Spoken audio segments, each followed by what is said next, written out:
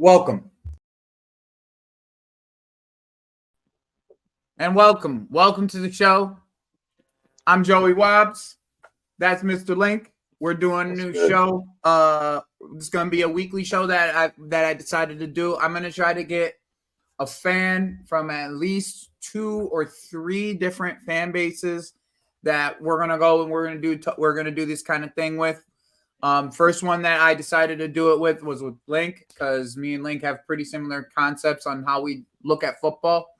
So I thought it was a pretty easy person to pick in for this to be the first one. So this is going to be the Wabbs Link episode 1. We're going to talk mostly about our teams. I'm going to talk Chelsea. He's going to talk Liverpool. We're going to talk about the games that happened. We're going to also talk about this time transfer window. And we're also going to talk about the games that are in the future. So that's pretty much the structure of these kind of shows. They'll probably be pretty short, pretty sweet for the most part. Maybe hit an hour this time around, but most times I'm guessing it'll probably be somewhere around 30 to 45 minutes. So we'll do nice and sweet shows, nice short and sweet shows for you guys, and then we'll get back to the other content later in the afternoons, like we always do. Late night shows that I do on my own or I have my panel with. We're gonna do it that way for the most part. So, Link, how you doing, bro? What's good with you? I'm doing well. You had a good day today? I seen you got your debut on Never a Foul today. How was that? That was great. That was great. Lacked shamelessness, which was nice. Had a good discussion. Unfortunately, we spent a lot of time talking about Chelsea, but we are the topic of discussion. Chelsea. Yeah, but everything's managed. I popped a tire this morning, so rocky start, but it's only gotten better. So we're here. We're happy. We're chilling. Yeah. That's it's a decent number that you always got to put down on a tire. That always is a pain in the butt. There was one time, bro. One time when I owned this Volkswagen, I had a tire. I had my tire pop like 3 times in like 2 weeks. It was after the first brand new one that I bought, I ended up going and like buying 2 used ones. I was just like, fuck this. Like I'll go to some things in the corner and we'll get some used ones, bro. Like fuck the bullshit. But that's what I did. I was about to tell you that. I was about to ask you about that, to be honest. I was about to say you in Florida. I'm sure you know a spot. Like exactly. There's always a guy. You know what I'm saying? That's just I was like, man, like that's just funny to me. Anyways, let's talk about our games. I'll let you go first when it comes to the game because your game was most of my fan base didn't get to see your game for the most part, or if they did, good. But I want to make sure they got to see get your input on how the game went. I'm gonna give you a little bit of my input because I obviously watched the game, not as in depth as you did, of course, but I definitely did watch the game and I did see some things that I always make sure that I'm like imperative of like what I'm looking for in the team. So I would like to hear what your thoughts were on the game. You guys won 2-0. What did you think? What was it, man? What did you think? I think it's us still getting a little bit accustomed to how slot plays, but also it's one of those things on the other side of the coin. It's an example of the difference between a slot and a clock game. I think the crowd was a little bit too quiet just because they were kind of shocked by what they were seeing. It wasn't the usual high octane stuff we were seeing, so the crowd kind of didn't know what to cheer for in that sense. So that's interesting. There's gonna be a period of getting used to that I did notice. Yo, Link, move your phone back or just take a step back. Either or. You either take a step back or you're just a little bit too close to it, so it's a little bit muffled. Okay. And so I did notice that at first, but it was a decent game. I think we are trying to establish control in our games a lot better than we did in the Klopp era. So I did like that. Another quick thing to note was just that I saw that we are more than likely going to be a second half team in a lot of these games, to where we're looking in the first half to tire these teams out, and particularly tire out their wing backs. So that's something I saw as a theme throughout the game. I liked what I saw, but I am a little hesitant to see what happens going into Man United, because that will be more of a test just because of how they press. I don't really want to call it a press, but just how they try to win the ball back can cause problems at times. Do you But think just that back, you are go ahead. vulnerable to like a counter, like, you know, a Garnacho just running with the ball, like kind of counter? Like, do you think that that's kind of the type of vulnerability you'll see, or is it more like, where do you see the vulnerability in this team? I'm going to tell you where I see it, and then I'm just gonna, but I want to see where Mhm. you see it first. Okay, so the real weaknesses are going to be set pieces. Just because I don't know what's going to happen. I think we have a new set piece coach. I'm not sure, but we have never been too great at set pieces, especially in the last 2 or 3 years. So set pieces and those counters off our set pieces. So you said Garnacho. I can see Garnacho scoring, but it's the break off a corner type thing. Okay, so like really off Yeah. of set pieces and true transition, where it's not too many players coming back. It does feel Yes. like you guys have more players defending in transition, though. Like in other play, and like when you guys do lose the ball, it doesn't feel like it's 2v3s anymore. It doesn't feel like there's a midfielder that's actually needed, because there's a center back that's kind of staying in there and helping Van Dijk in cover, where your center back in realistic terms is just Robertson playing left back, which to Hmm. me also doesn't make too much sense why he doesn't want Gomez. But that's just a whole nother conversation that you can answer another time. Maybe when we Hmm. get to the transfer part of it, you can answer that. Yeah. Now, Yeah. now the thing that I've noticed about this team, and I've brought this up to you multiple times now, is it feels like that 10-8 area between McAllister and I'm gonna just consider it Gravenberch, because it seems like Gravenberch is the player that he likes in that spot next to McAllister, just based off Hmm. of legs, the way he can drive the ball, and with these types of tools.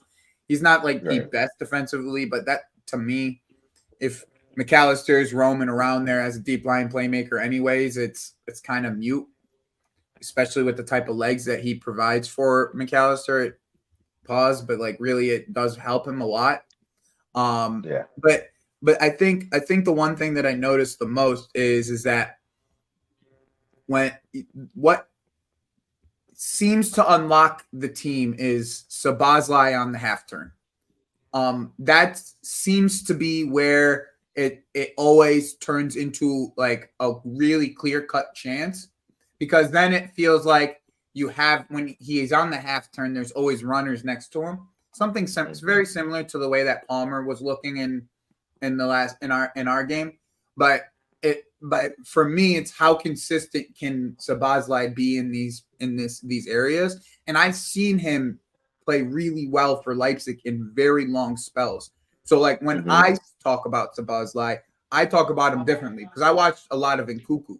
So like when obviously if I'm watching Nkuku, Sabazlai is right on the other side of him, so I'm going to be seeing him just as much as I'm seeing in Christopher.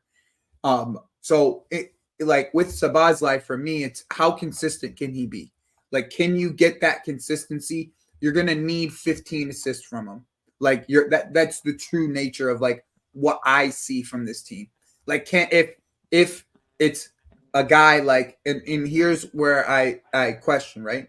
If it's a guy like Rodri, or if it's a guy like Lavia who can actually lock down in those areas. And the nice thing is there's not many of them in the Premier League.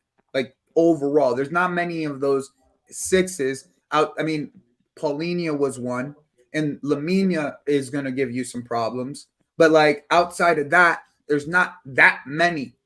You know what I mean?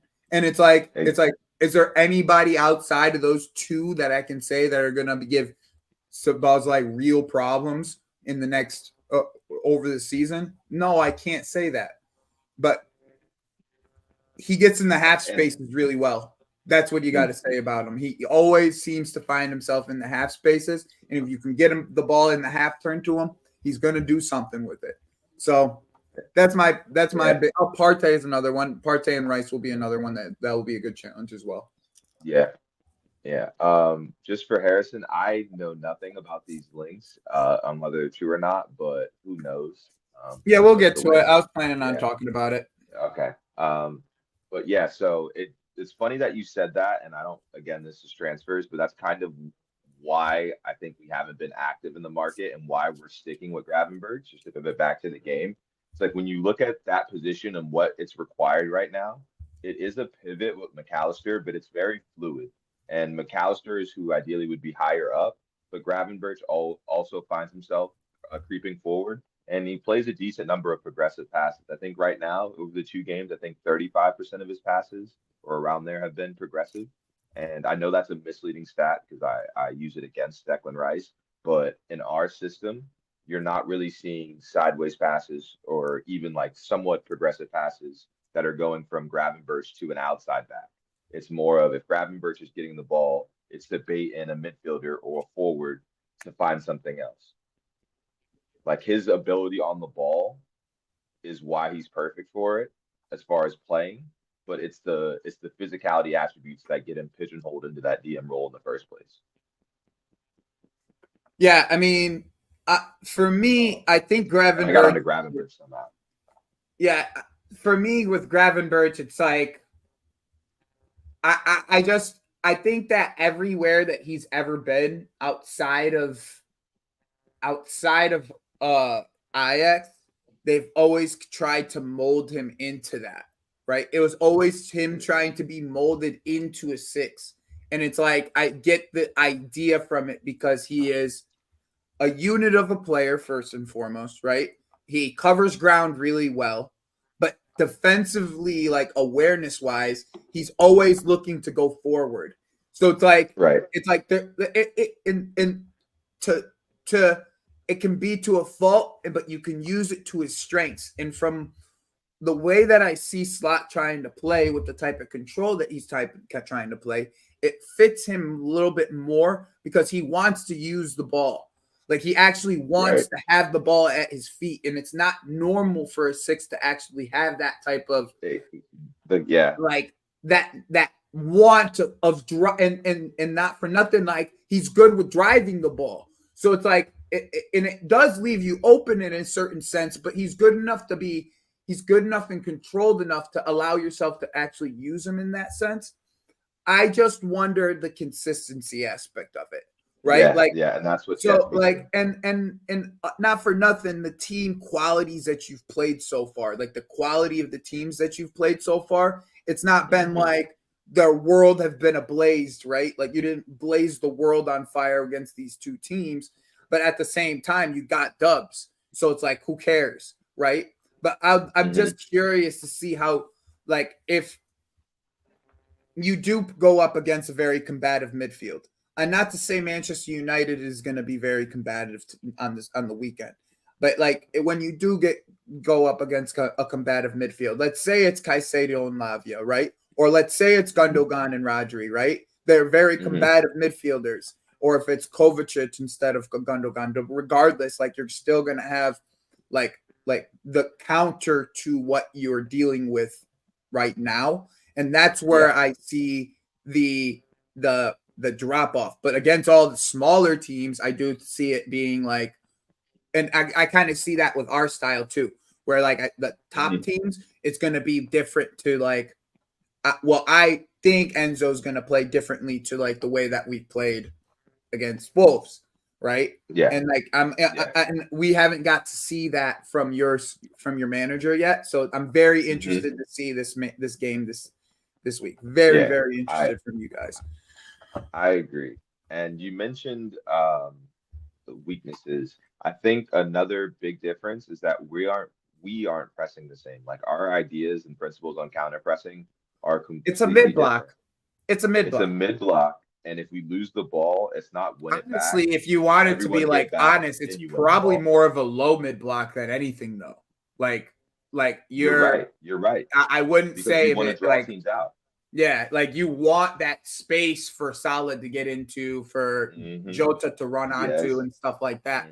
But like I like that's where I wonder, right? Is like mid block to mid block type of battles are always the most interesting type of always the most interesting type of games to me. Not the everyone's playing high line. Let's hit it over the top and let's see what the battle is. And that's potch ball more or less. Like, but like, and into a sense, Klopp. That's kind of very much the way that Klopp was high octane, high forward, high pressing type of football. Yeah. But this is more interesting to me because this is a midfield battle. And if you know what, like, this is like a true midfield battle, like when you are in the mid block. So it's like what midfield can take advantage of the situation a little bit more than the other midfield. And that's more interesting to me. Like, just from a footballing mind perspective, not from like the entertainment aspect of it, but just from the footballing mind aspect of it. Now, I want to ask you a few questions about the buildup of Liverpool. Do you think that the way that they're building up in the middle, like the way that the ball is being built up in the middle, can be congested sometimes? Because I did notice that the ball really likes to go in straight lines into the inner sides of the pitch until it hits the byline, and that's when it really starts to separate on the outsides. Exactly. So yes, it does get congested, but it's by design and they work on it every day. Like that's where you know how like Maresca has some of his pattern play drills.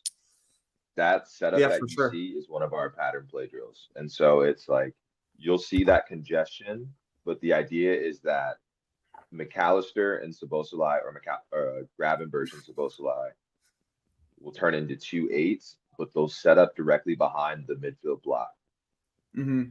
So they're just trying to get them to compromise themselves. Which way they do it is on them, but the goal is to be able to play into that congestion, play out of it, and then the back line will have been compromised in some way because Jota and the 10, whoever's in that 10 position next to him, will be deeper than the wingers. And so the outside backs either have to stay with their line or let one of the runners go through. And if their line's compromised on one side, it's compromised on the other side. Okay. Yeah, but that's I see I'm where you're glad you going. saw that because that's paramount to our tactics and build up is that congestion because we want to isolate their wing backs every time.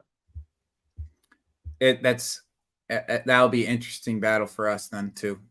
That'll be and that's like so the us against you guys, City and Arsenal will be very interesting to see because we are intentionally going to try and put the ball in the middle of the field.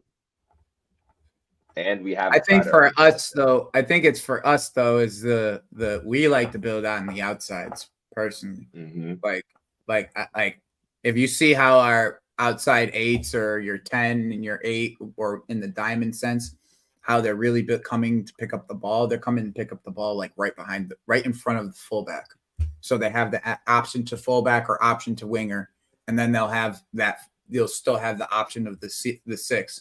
So like that's where it's a little bit different for us. But with you, it's like everyone is just right to the middle. Like everyone. And if we do go wide, McAllister staying close to Van Dijk, who's staying relatively close, where it's Gravenberch staying relatively close, and even Szoboszlai is coming back and picking up the ball in those areas too. So it'll be all those games are going to be really interesting battles in my opinion. All those games that you just said, and I think all those teams are going to have field days against Tottenham. Every single one that you just said are going to have a field day against Tottenham. Szoboszlai, his runs, someone has to track his runs. And like his athleticism is essential to our tactics because we do so many knockdowns and 1-2s now. The third man running has to be able to go into space with the ball. And so Szoboszlai, the third man run is all it takes to break through Tottenham right now is a third man run. Yeah. All right, let's talk about transfers a bit. I'd like you to start with Chiesa and how you feel about Chiesa. I'm going to give you some retorts on it. Obviously, I you know how I feel a little bit about it. And then I want to hear what the rest of the window is going to look like for you guys too. Okay. All right. So Chiesa, I'm not stoked. Like it's a little 2021, but at the same time, that's where our interest started with him. Um, I do like the signing. Mhm. It'll just be interesting to see what he does. I'm kind of scared what it means for Darwin personally, but I do like the signing. Chiesa is, able to play across the front three. He's more creative um, than Diaz or Gakpo, which I appreciate. And it does give us an idea of what a future looks like after Salah and or Mhm. Salah. But that's what this window and this year is about. And I think they've said that, and people don't want to listen because it's like shamelessness. But they're trying to get ready for the next run, so to speak. So what does So that look like? they're Like future obviously proofing, Georgie's the Allison replacement, right? right? Like it's hard for me to believe that Chiesa is the Salah replacement. It's very hard for me to believe, right? That's just a very hard statement for me to say at this current moment. He's not. I do, Go ahead. I do like this. I do like what he's saying here. That's what I was gonna say. Um, and what does the rest of it look like? Do you think the Jotas of the world and these players are like the change that are going to be needed? Like I think Nunez, I think you just mentioned Nunez. Like what are the things that are going to be changed? And like what's the rest of this window look like for you guys? Um, the rest. So as far as changes, I think now you will see even longer to see Darwin Núñez get significant minutes. He's not ready to play in the system. I can admit that.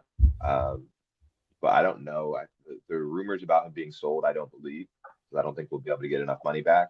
But I Mhm. think that just shows that I think he's just that's not really ready. what it is in the end.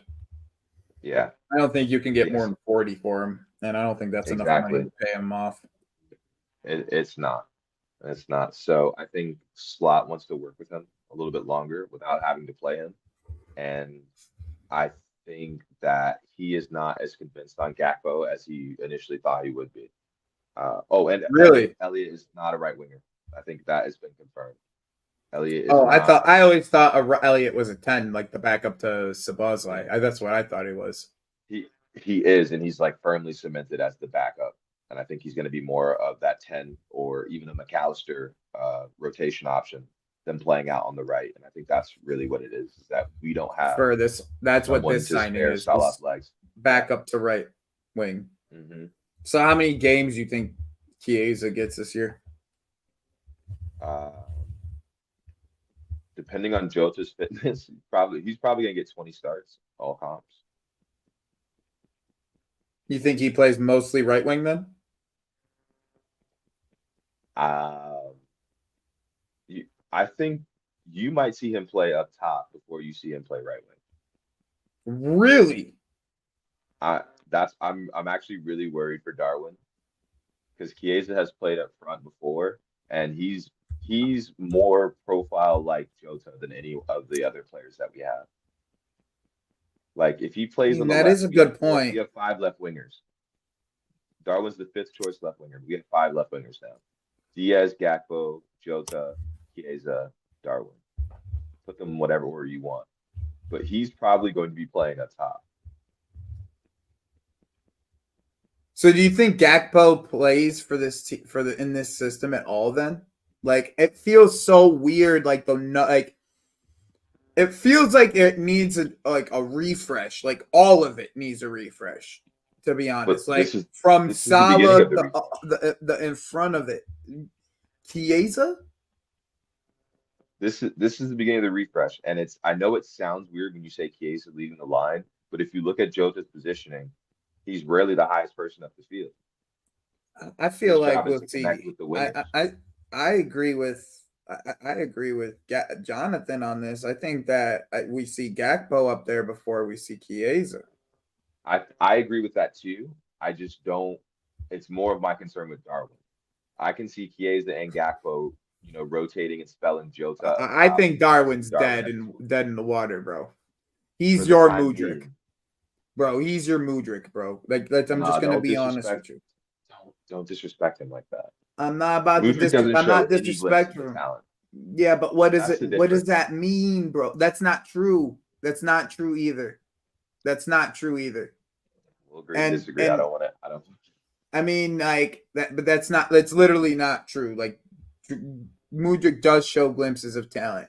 Just because Darwin's in the right place in the right time, a clock strikes twice, the same place every single day. Okay, That's he's gonna get into places where he's gonna score. Like that's just what it is. He no, is. It's a striker. but he He's a gets into striker play. in the end. Yeah, but he But gets he into then he really good misses a spots lot of the all the times. time. Yeah, but He I get misses what a you're saying. lot. I get Joe. I get You know what you. I'm I get saying? you. There's no But like, like but the even in the end, all right. Even if he's all right, like let's just say he's 20 million less than Mudryk, right? In the end, he's 20 million less, right? Like for me, he's 20 million more than Mudryk. Mudryk's 60. He's 80. You're 80. He was 80, right? That was around the numbers, right? Am I wrong by the numbers? Those numbers? that's about right. Okay. Anju said it. So Anju said it. like for me, he just is an overpriced player who didn't deserve the price tag that he got, and he didn't live up to the price tag that he got. That's the same thing as Mudryk, in my opinion. But that's such a that What removes is it? context. What is he? You're not wrong. You're not wrong. Yeah, I'll say that. You're not wrong. Yes, That doesn't remove context. That does remove but context. the context, We're the context is what Darwin's had a couple. He's had his 2 seasons were better than Mudryk's.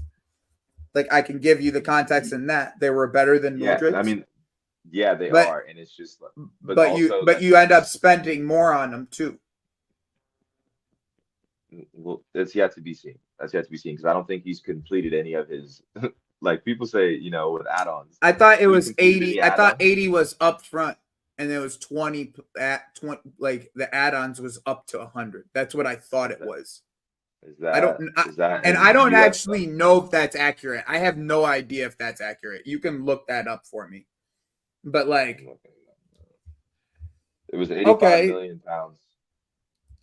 I can hear that. I can hear that. But the difference between Nunez and Jackson is Jackson cost less than half of what And Nunez that's the is. problem. And that's kind of what you were saying. That's the problem is that the You know what price I'm tag. saying? But like, I don't think Nunez is done. I just think this is the first time he's had a real coach. So if Slot is worth what he said he was in these interviews, like, yeah, I pride myself on making players better.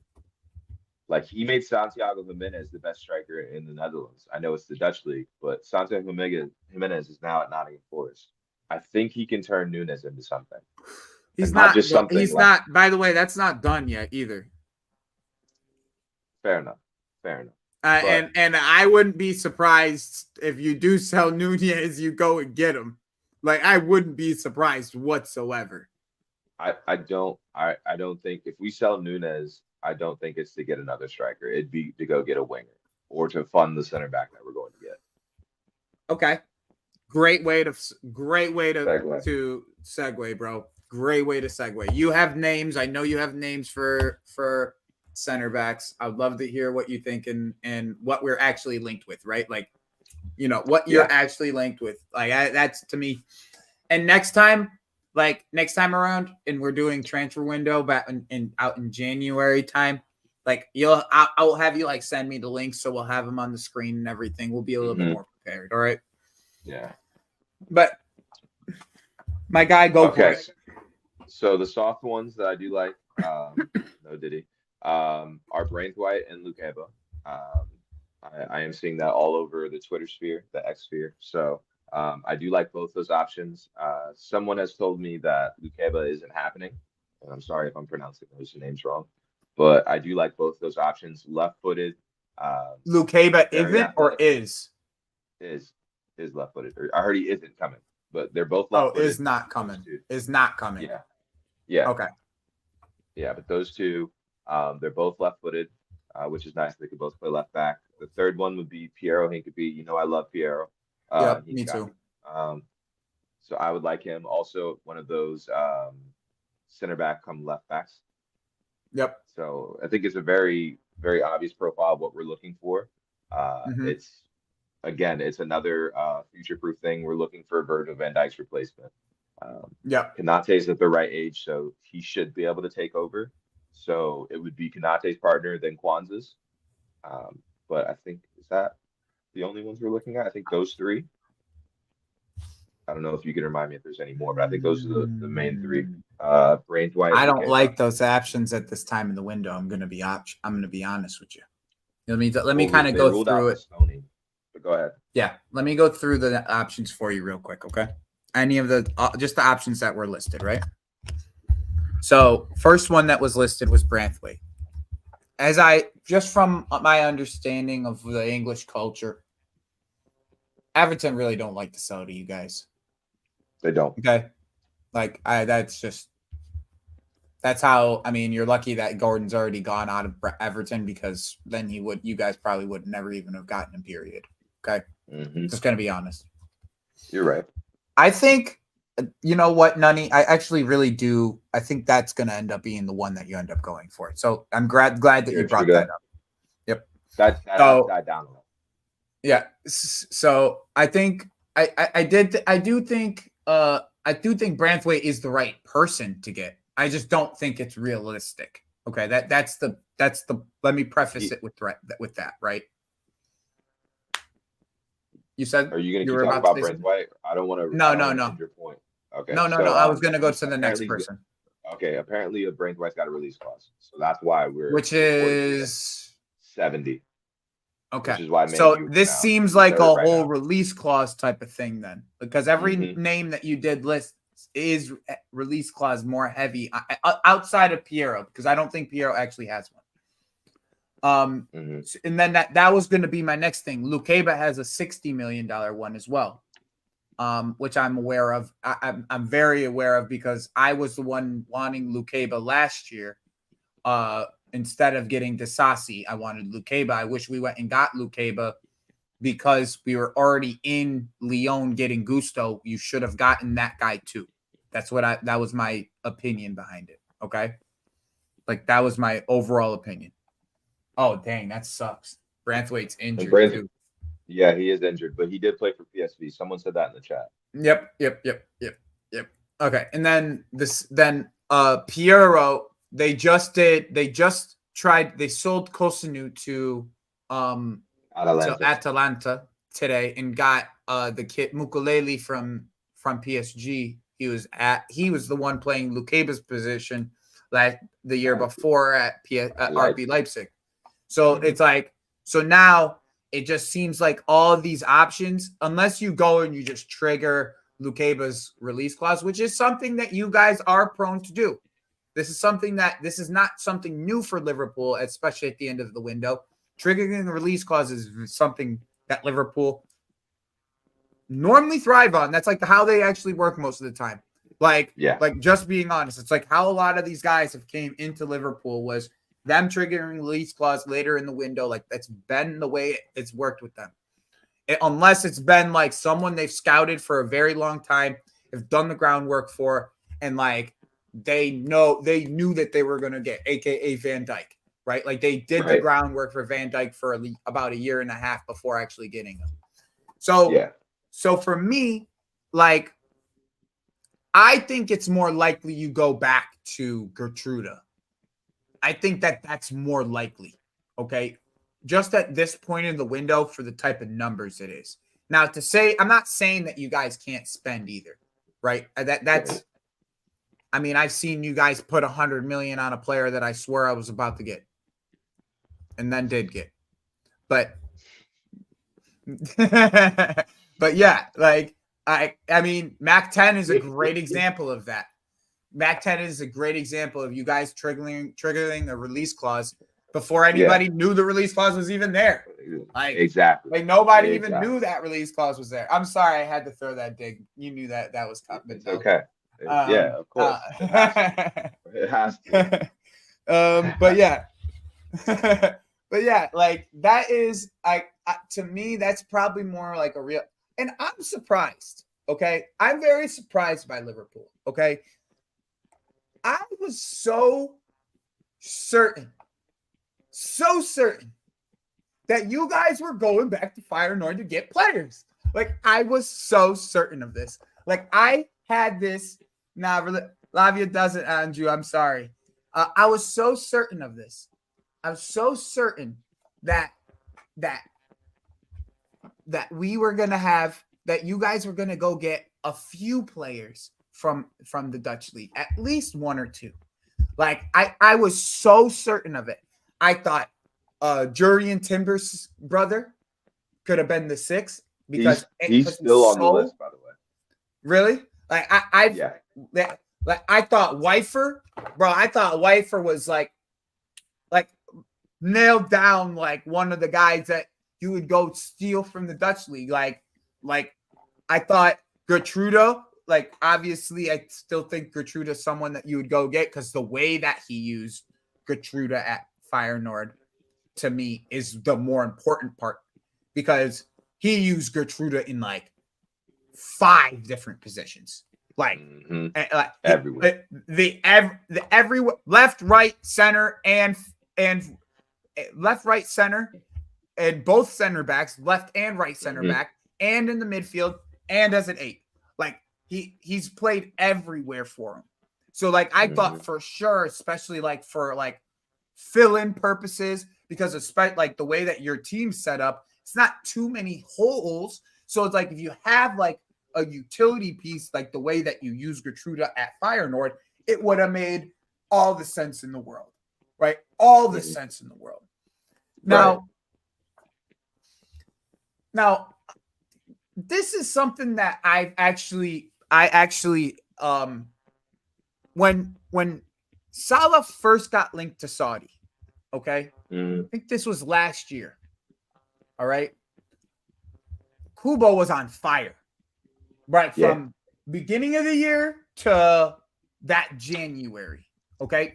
And I said Kubo's been like a household name for a very long time. If you know, you know. Like back in the day, there was a point, I think it was Kangan Lee and Kubo. They both got moved to Barcelona and Madrid, and they were like 13 years old coming from their Asian countries. Like, and you know, like you actually remember there's like a picture of them at like diminutive sizes and having their Barcelona and Madrid jerseys with their little contracts and shit. Like it was real. Like, so like Kubo's been a name now, and especially like once you enter, Kangan Lee is at PSG, correct? Star Slayer. So like, and the potential like reach that you get when you bring in a Japanese player as well is always commercially like viable for any Premier League team. So I always thought that like the replacing of the commercial value and like the potential star that you could get from replacing Salah with Kubo, it almost made sense in a multitude of different ways. Okay. Like, so for me, I thought it was a good idea. So when I saw the links earlier this window, I was like, beautiful. You guys are not even have to get Kubo now, get him warmed up to the league, get him warmed up to the whole situation, have him backing up Salah for now, and play some other positions because I know he can. And then when Salah leaves, he's taking the reins. Whatever happened to that move? I don't know. It kind of just died out. But I think that we were more concerned with getting players out. And also, I think the whole slot wanting to assess his players, I thoroughly think that he wanted to do that because he hasn't been known for spending a lot of money in his past anyways. It's not like he's been at places that were frugal with money. So I think that he just wanted to look and see what he had. And I feel like there's a little bit of arrogance with our transfer people and that where they want to recruit people that only want to come to Liverpool.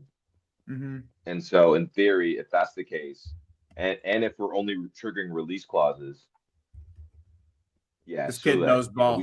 This kid knows ball. We should have got Sule. We should have got that kid knows ball. Whoever none of you know ball, bro. I'm gonna tell you, know ball. Yeah, Sule is good, but I think especially if we're going for release clauses, we don't have the rush to get active unless someone else triggers it. But I think we're trying to avoid that in the selection of players because I think last summer really burned them and, for lack of a better word, embarrassed I mean, uh, this the summer people in too. charge. Well, a little bit. I think this summer will be embarrassing if it ends on a sour note. I agree. Like, But what would don't you blame them as consider a much. sour note? What would you consider a sour note? Ending with just Chiesa and Yes, Marmadashvili? yes, Okay. That's I and then we're on because the same page. yeah, because for me, it's not necessarily the activity, it's what they're telling us in communications. So like I'm not the biggest FSG outer, but my thing is don't communicate one thing to your fan base and then do another thing in the transfer window because it doesn't make sense. Like right now, we're in a position where we're sell to buy. I understand that. But we've just sold 100 million worth of players that we don't use. So where is that money going? You know what I'm 30 of it saying? went to Like we Marmadashvili. 15 goes to Chiesa. So you got 55 but left.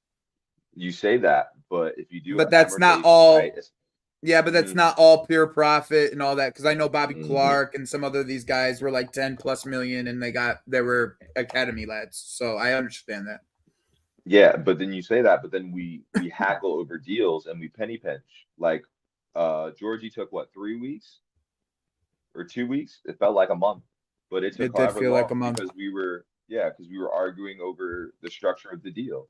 And so we want to be penny pinchers on one Which end. I mean, to be honest with you, structuring the deal the way that it needs to be structured is I don't mind as long as you know that the deal is getting done, right? Like that part of it is a little bit Exactly. like benign to me, like because I don't mind Hmm. that part of it as much because I understand what it's going to take in the future with the way that the future of football is being structured economically. I understand it more than most. Okay, way more than Get most. Let it? me just put it that way. Okay, so I Yeah. I totally get that. So for me, But you got to get the player. exactly, you have to still go get the player. Like and the Georgie thing is, I love the player, right? But I just don't. Allison's not old enough to think about that right now. You I say don't that, think he but is, dude. I don't think he it's is. not that it's Goalkeepers not that are he like, is. you could still give him 3 years though, and you still a top keeper at 3 years. It, And even it, after 3 years, he still has the potential to be a great keeper because he doesn't need athletic ability as much as most keepers. it's not his ability. I think we got scared because he got real bids from Saudi. He got bids from Uh, Saudi this you summer, know, and that's why they're like, oh, he that's a good could leave. point. And I mean, you, I don't know. I feel like he would sign. I feel like if you gave Allison a contract for 2 years or for 2 or 3 years, he would stay. He said that. He said that this week too. But he also Yeah, I said think that so. we told him about the bid. So it's not like he's been left out in the dark. So it's like I see what's going on, but it's also interesting because if Allison says I'm not leaving, then he's either going to go back on loan, but that means Kelleher's gone. Kelleher's gone. But bro, yeah, that too. But let me ask you. Let me This tell isn't you the end of the this. world, but Let me tell you. Let me tell you the why I'm saying this. Okay, because we did this. mhm. Okay, we did this. I'm being serious. We With did this. Courtois. It's exactly Courtois and Czech all over again. Hmm. Yeah, What's different from it? It's exactly the same nothing. thing.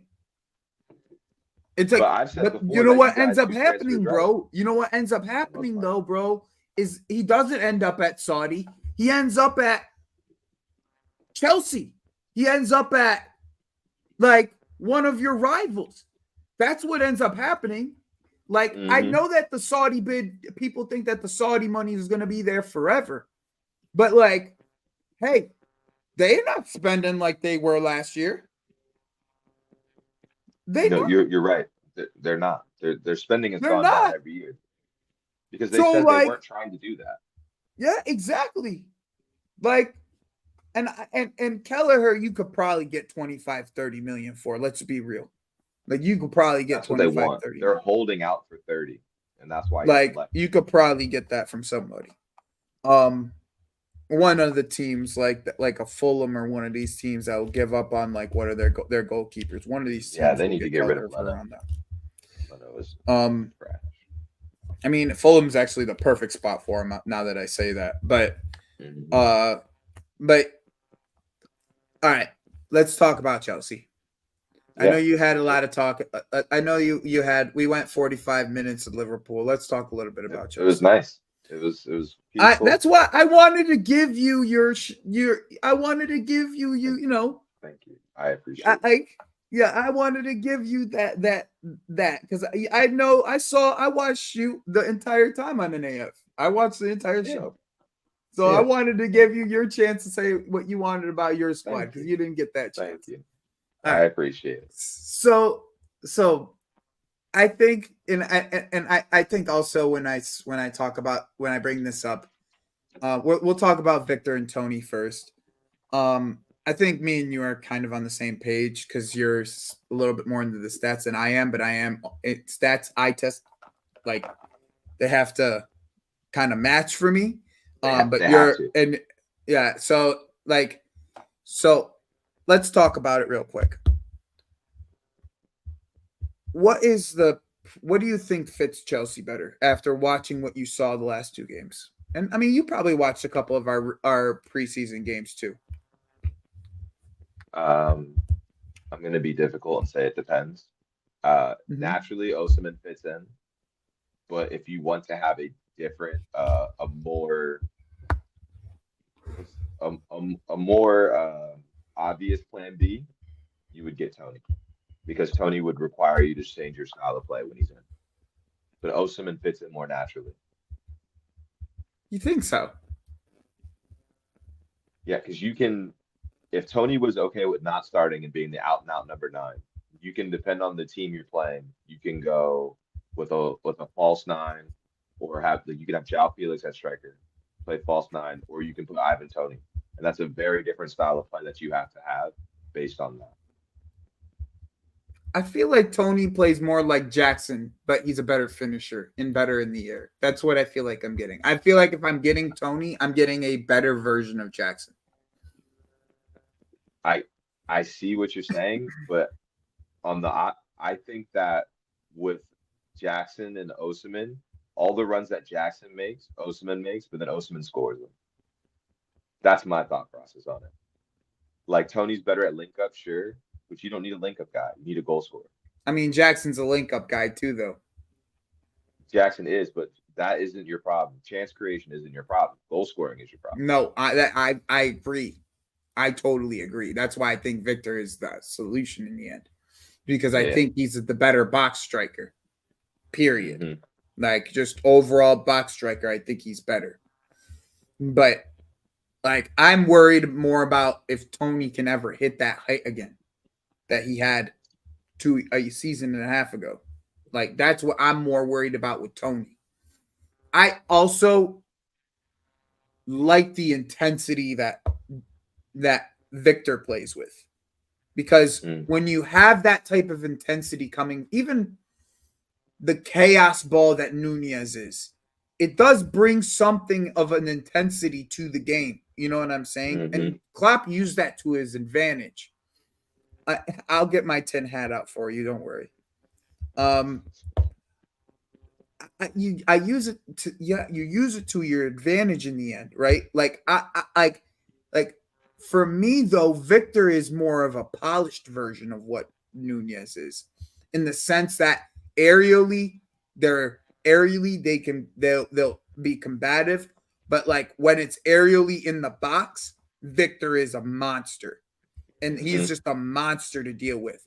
And for me, it's like if you get that type of striker, Neto gets better, and Nkunku gets better, Palmer gets better. Exactly. I don't know about Madueke, because Madueke I feel like is more of a goal scorer than he is a creator, and that's absolutely okay, and that's okay, right? Like that's absolutely okay. Mm-hmm. But from my eyes, right, I think Victor is the better fit, just because he's different to what Nico does. You know what I'm saying? I, He's so yeah, different. You know what I mean? He gives you such a different dynamic. So if you bring him on, it's something totally different for the center backs that have to deal with them. There's a physicality level that is brought when you play with a target man. Exactly, Varman. Varna. There's a and it's a physicality focal level. point, Yep. a focal And point that the it defense has to go to. well the it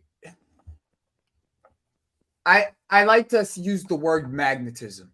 Okay. Yeah, you did. I didn't want to And use it unless, yeah, that's your yeah, word. so like that's the word that I like to use, magnetism, because in the end, if I know that I'm playing against a striker and I played defense my whole life, okay, and I know that I have a striker who likes to turn on my center back to my side, I'm always gonna be wary. Okay, I'm always gonna be a Always. step closer to that center back, and there's a magnetism part of it where it's like he is what you focus on, and Hmm. I like to use the basketball reference because it's the only way that I really know how to like bring it to like other sports. I always like to bring it to other sports, but like the Joker, it's like when you play against the Joker, you can't just Yeah. guard the Joker with one guy. You have to have the team kind of surround him, and it brings them closer to him. And what he does, he's smart enough to be like, okay, this year, this year, this year, and he's cool with being distributor. With Victor, it's different. Every turn can cost you against a guy like that because if he turns and if he catches you on the turn and he just You're shoots it, finished. you're finished. You don't have a chance. That's why that's why you'll see the defenses shrink up in the box like this when you play them. Because you need 2 men on them aerially. 1 man ain't enough. We watched it, No. and no Yeah. offense to Van Dyke. No offense to Van Dyke. But we watched it a couple years ago when they played. And 1 man was not enough. Even the best center back in the world wasn't enough at the time. Like he was a problem aerially. And not to say that Tony can't be, because I've seen him do it against Saliba. Like, just plain and simple. But for me, I just want something that's going to provide something a little bit different to what Nico does. So Nico still has a chance at it. You know what I mean? He still has a chance in some of these games to start in some of these games because his profile works better against this team than Victor's profile does. And then Victor plays on Thursday and Nico plays on Sunday, and they still get the same amount of time. You see what I'm saying? Exactly. They can also play So, together. and this is the other part of it that I think is underrated and underappreciated is, Yeah. and once again, And Nunny, he's killing it. your football knowledge is shining, bro. Yeah, that It's picture, I don't know. But yeah, the picture is something else, but the what he's saying it is just right on spot. Tony's box movement isn't anywhere as close to as good, and his striker that there's something called striker's instinct, where you know where to be after a rebound, you know where to be where the ball is going to be, or where the ball is going to be placed in the air. You know yeah. where the ball where your closest man is and the knockdown ability is. Now Yes. with Tony's played next to a second striker majority of his career, and when he was at his best, he was next to a second striker. So that's the other side of it for me is that does he play close to Palmer then, and then they have like that type of connection, or you're going to give Palmer the space that he needs, and Victor gets into the box, and then you create that way. You see what I Exactly. mean? So Hmm. that's And that's really the thing. I think it's more star power to really give Palmer less attention. And so people can't double and triple team and try to trap Palmer on the ball. I think that's what it's doing. Like now you have to worry about Neto. who's good on the ball, and he's pacey. Now you have to worry about Osimhen, who's going to be stretching the line or Bro, can pin the center bro, back. the guy who you worry about the least just scored a hat trick. Yeah, exactly. Exactly. The guy that just you worry about the Literally, least to worry about just the scored a least hat score. trick. Yeah. I'm telling about who starts in the front line, right? If it's Neto, Yeah, no, you're Palmer, and Madueke, the one guy you worry about the least just Is scored a Madueke. hat trick. One with his left foot, two with his right foot. What are you gonna do? Is my point. Yeah. Like, what can you do against that? Can I say something? Yeah. Anju, I appreciate it, but that is so disrespectful to Drogba. No, That yeah. is so The thing is with disrespectful DDA is he was to complete, Drogba. bro. He was He was complete. complete. And so, like, That's the all the difference. He was things, yeah, complete, bro. He was he's better Tony on the and ball. Victor. He was Yes. Tony and Victor. That's And the the thing, size of Lukaku. That's the thing. People don't bro. realize, like, his first touch was immaculate for Different being that animal. size. Different animal. In the same Different beast. animal, bro. He was a different animal in the same beast. Big Yeah. up Kobe Bryant every single Shout time. out Kobe. Shout out Kobe. Yo, I wish I could. I bet you I could put that on the show. Actually, I should do the 8. Yeah, Yo, you those need that. Yeah, that's those shits are the best.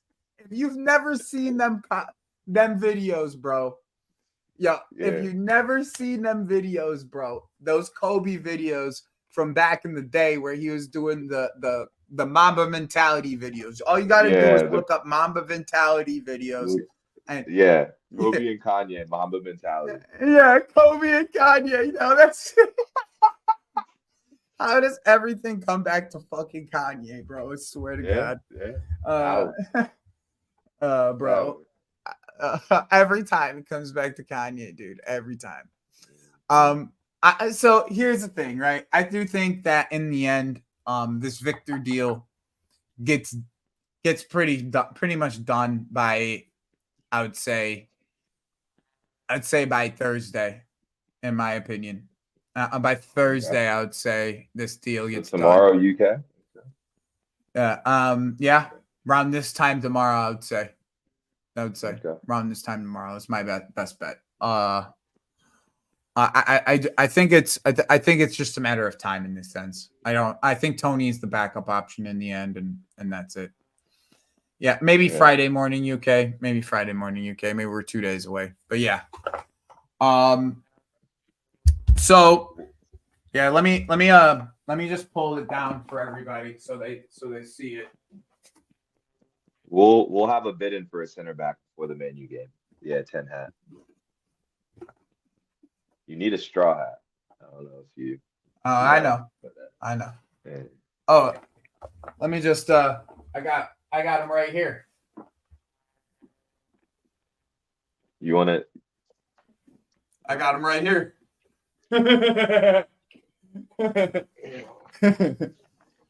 This is for you. Look at this. Hey, that's sick. Yeah, that's sick. That's like right before Gear 3. He looked like that. Yep. All right. Yep. The theory. It's the theory, the 10 hat theory. Once again, we made the channel on it. Gotta love it. I don't like this Stay discussion. Away from the crazies. I'm not gonna lie, I don't like this discussion.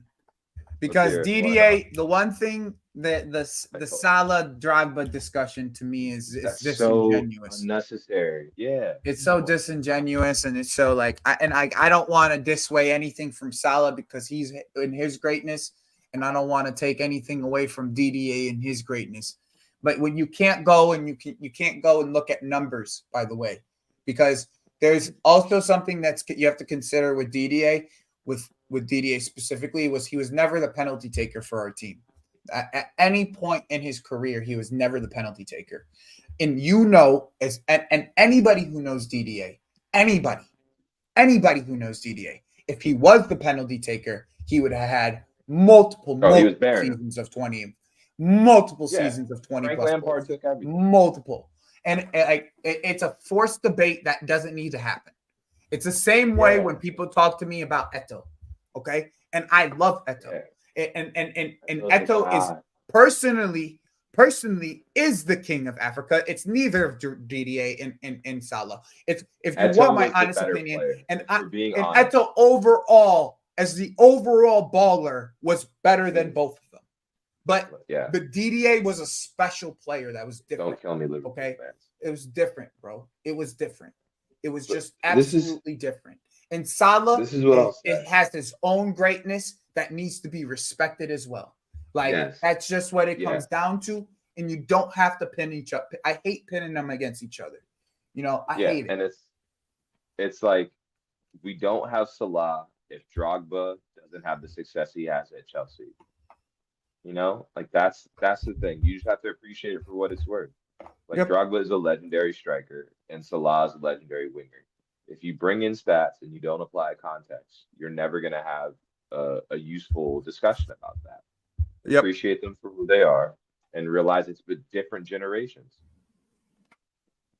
Drogba's like 50 now? Different eras, different positions, man. It's not even like that's the type of shit that like even at least the DDA Eto conversation was like they're in the same position in the same era. Like, at least you could have had that conversation. You know what I mean? It would have at least been a conversation. Same era, same position. It's at least a conversation, right? So like with Salah, it's just like we don't need to do it. We just don't need to. You know what I mean? It's not necessary, in my opinion. I find it frustrating that Salah, because of his numbers of goals, he gets thrown into conversation with strikers when he should just be left with the wingers. Like he's always been a winger. Agreed. I totally agree with that statement. I couldn't agree more. Honestly, I really couldn't agree more. All right, let's end it there. It's been a great show. I'm gonna find like a nice little video for like us. Maybe it's like a Mourinho Benitez like face-off type shit that I'll find, like some old school shit that I'll steal, and we'll use that as like the ending video. Like I think that's probably like best to do that, and then we'll do this. We're gonna be back next week after next Tuesday. Everybody, if you haven't yet, make sure you like the thing. I know most of you are subbed here because you guys are my regulars and I love y'all. So make sure you are also subbing to the channel. You got something to say, Link? Quick predictions. Oh, yes, absolutely. Let's predictions for the game. Okay. For your game.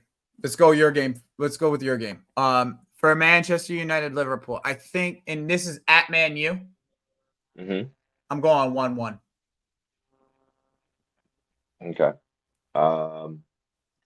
We put 3 past them, so 3-1 or 3-0. Okay. 2 goals in the second half from us. And